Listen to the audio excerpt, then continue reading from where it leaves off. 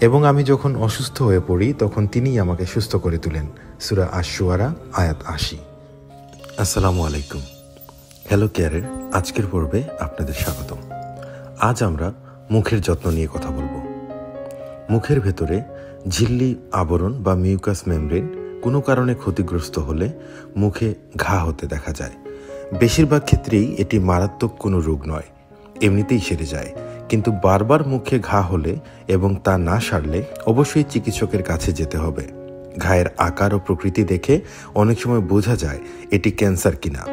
চিকিৎসার পরও যদি মুখের ঘা ২-৩ সপ্তাহে না সারে তবে চিকিৎসকের পরামর্শ অনুযায়ী সঠিক কারণ বের করা উচিত।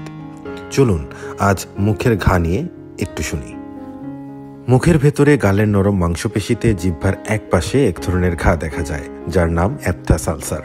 ছোট্ট একটি গোলাকার অংশ সাদাটে হয়ে ওঠে, আর সাদা অংশটার মধ্যে অনেক সময় পুঁজ জমে থাকে। এই ঘা হওয়ার জন্য নির্দিষ্ট কোনো কারণ জানা যায়নি, তবু মনে করা হয় কিছু বিষয়ের কারণে এমনটা হতে পারে। রক্তে আয়রন ও ভিটামিন বি কমপ্লেক্সের অভাবে, কিছু রক্তের অসুখ, অ্যালার্জিজনিত সমস্যা, অতিরিক্ত দুশ্চিন্তা, হঠাৎ গালে বা ঠোঁটের মাংসপেশিতে দাঁতের ধাক্কায় কেটে যাওয়ার পর সংক্রমণ হয়ে এই ঘা হতে পারে। মাদকদ্রব্য, অ্যালকোহল গ্রহণকারীদের রোগ প্রতিরোধ ক্ষমতা কমে যাওয়ার জন্য এই ঘা হতে পারে, তবে এটি কোনো ছোঁয়াচে অসুখ নয়। অতিরিক্ত পান, সুপারি, জর্দা থেকে মুখের ভেতরে চামড়া উঠে মাড়ি বা মুখের নরম মাংসপেশি ক্ষয় হয়েও এই সমস্যা হতে পারে। ক্রোমোজোমের সমস্যাজনিত কারণে কিছু কিছু ক্যান্সার রোগীর মুখে এই ঘা হয়। দাঁতের গোড়ায় সংক্রমণ, আবার অনেকের গর্ভাবস্থায়ও এই সমস্যা দেখা দিতে পারে। মুখে ঘা হলে কি করবেন? অ্যাপথাস আলসারের চারপাশে ব্যথা, জ্বালাপোড়া, হালকা চুলকানোর জন্য সমস্যা হয়ে থাকে। অনেক সময় মুখের একাধিক জায়গায় এই ঘা হয়, তখন খাবার গিলতে, কথা বলতে বা মুখ হা করতেও কষ্ট হতে পারে। অনেকের এই ঘা থেকে খুব বেশি জ্বালাপোড়ার জন্য একটু লালাও ঝরতে পারে। যাদের অনিয়ন্ত্রিত ডায়াবেটিস, হৃদরোগ রয়েছে, যাদের রোগ প্রতিরোধ ক্ষমতা কম এবং দীর্ঘদিন ধরে যারা ওষুধ গ্রহণ করছেন, তাদের মুখে জীবাণু বিস্তার করে ঘা সৃষ্টির আশঙ্কা বেশি থাকে। লিউকেমিয়া, লাইকেন প্লানাস ইত্যাদি কারণেও মুখ ঘা হতে পারে, তবে অনিয়ন্ত্রিত ডায়াবেটিসে মাড়ির রোগ বেশি মাত্রায় হয়ে থাকে। সবচেয়ে বেশি যে কারণে মুখে ঘা হয় সেটিকে বলে অ্যাপথাস আলসার, যেটি আমরা আপনাদের একটু আগেই জানিয়েছি। কেন হয় এটি? দুশ্চিন্তা, ভিটামিন স্বল্পতা, অনিদ্রা, মুখের অস্বাস্থ্যকর অবস্থা, মানসিক অস্থিরতা প্রভৃতি কারণে অ্যাপথাস আলসার বেশি হয়। রক্ত পরীক্ষার পর জেনে নিতে হবে কী কারণে এ ধরনের ঘা হচ্ছে এবং সেটিকে সেভাবে চিকিৎসা দিতে পারলে ঘা তাড়াতাড়ি সেরে যায়। নয়তো অনেক সময় এই ঘা আরও প্রকট হতে পারে। কি করতে হবে অ্যাপথাস আলসার হলে? প্রচুর পরিমাণ পানি পান করুন, লবণ পানি দিয়ে কুলি করুন, মেডিকেটেড মাউথ ওয়াশ বা অ্যান্টিসেপটিক জেল ব্যবহার করতে পারেন। মাড়িতে প্ল্যাক জমলে তা অবশ্যই স্কেলিং করিয়ে নিতে হবে। ডায়াবেটিস সহ অন্যান্য দীর্ঘমেয়াদী রোগের সঠিক চিকিৎসা বা নিয়ন্ত্রণ করতে হবে। ভিটামিন বি এর স্বল্পতা, দুশ্চিন্তা, অনিদ্রা, মুখ অপরিষ্কার, মানসিক অস্থিরতা ইত্যাদি এড়িয়ে চলতে হবে। নিয়মিত পুষ্টিকর খাবার গ্রহণ করুন।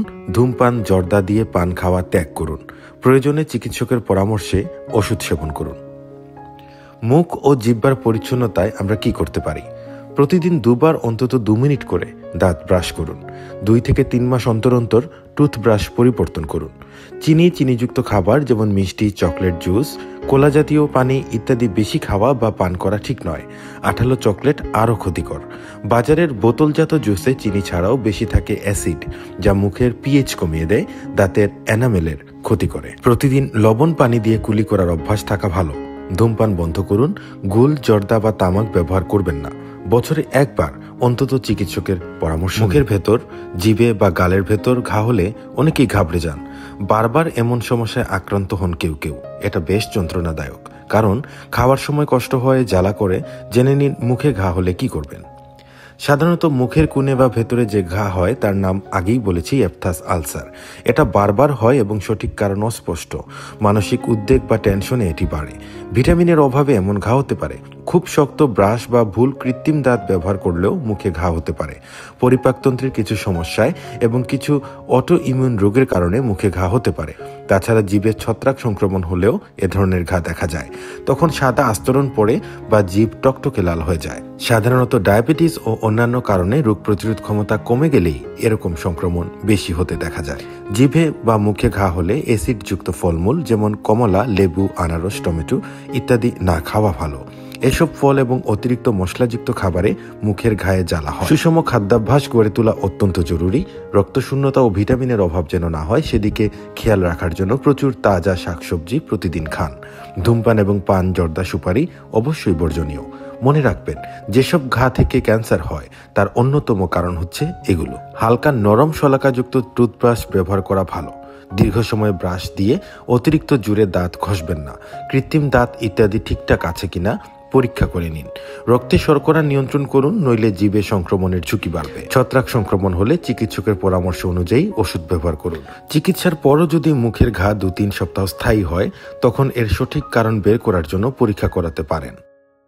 মুখে ঘায়ের সঙ্গে প্রচণ্ড ব্যথা, জ্বর হলে এবং ঘা ছড়িয়ে পড়তে থাকলে বা 3 সপ্তাহের বেশি সময় ধরে রয়ে গেলে অবশ্যই চিকিৎসকের পরামর্শ নিন।